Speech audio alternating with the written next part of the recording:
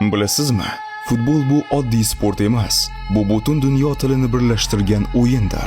Endi esa qiziqarli fakt. Futbol bugungi kunda dunyodagi eng mashhur sport bo'lib, taxminan 4 milliard muxlisga ega. Bu deyarli butun yer sharining yarmi degani. Hamda eng ko'p tomosha qilingan futbol o'yini esa 2014-yilgi Jahon chempionati finali. Germaniya va Argentina o'rtasida bo'lgan bahs. Ishonasizmi? Bir vaqtning o'zida 1 milliarddan ortiq odam aynan o'sha o'yinni ko'rgan. Tasavvur qiling, butun dunyo ekranga mixlanib qolgandek go'yo.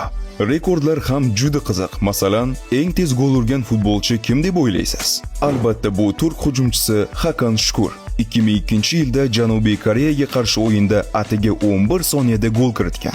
Yana bir fakt. Tarixdagi eng ko'p gol urgan futbolchi Pele yoki Messi emas, balki Josef Bikan. U o'z faoliyati davomida 800 dan ortiq gol urgan va FIFA tomonidan rasmiy ravishda eng sermahsul futbolchi deb tan olingan. Ha, ammo Cristiano Ronaldo ushbu rekordni yangilashiga sanoqli gollar qoldi. Siz yana qanday faktlarni bilasiz? Izohlarda yozib qoldiring.